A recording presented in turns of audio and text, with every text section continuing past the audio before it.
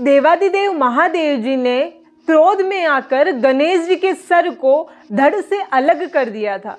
ये कथा तो आप सबको ज्ञात होगी। महादेव जी ने ऐसा क्यों किया? यदि मैं आपसे इसके पीछे का कारण पूछूं, इसके पीछे की कथा पूछूं, तो आप में से 90% लोग यही कहेंगे कि गणेश जी ने माता पार्वती की आज्ञा का पालन करते हुए महादेव जी को स्नान गृह में जाने से रोक दिया था। इसीलिए महादेव जी को क्रोध आ गया और उन्होंने क्रोध में आकर गणेश जी के सर को धड़ से अलग कर दिया।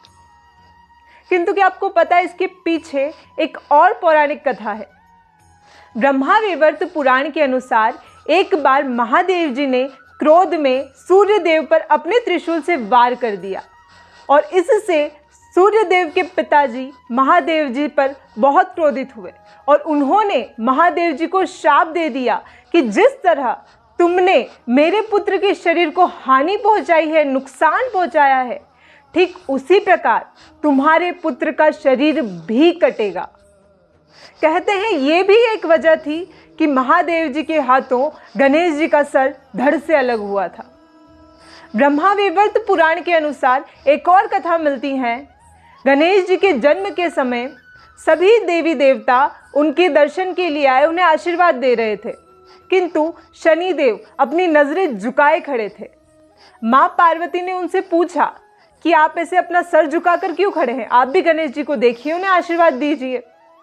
किंतु शनिदेव ने कहा कहीं ऐसा न हो कि मेरी दृष्टि पड़ते ही गणेश का सर धड़ से अलग हो जाए। किंतु माँ पार्वती ने उनकी एक न सुनी। माँ ने कहा कि आपको आशीर्वाद तो देना पड़ेगा, दर्शन तो करना पड़ेगा। और जैसे ही शनिदेव ने गणेश जी पर दृष्टि डाली, कहते हैं उनका सर धड़ से अलग हो गया। तो ये थी गणेश चतुर्थी से जुड़ी एक और अनसुनी कथा। अगर आप ऐसे ही पौराणिक कथा और उनसे जुड़े फैक्ट्स जानने में इंटरेस्टेड हैं, then please subscribe our YouTube channel Lakshmi Vaishnav and also press the bell icon. Radhe Radhe Krishna.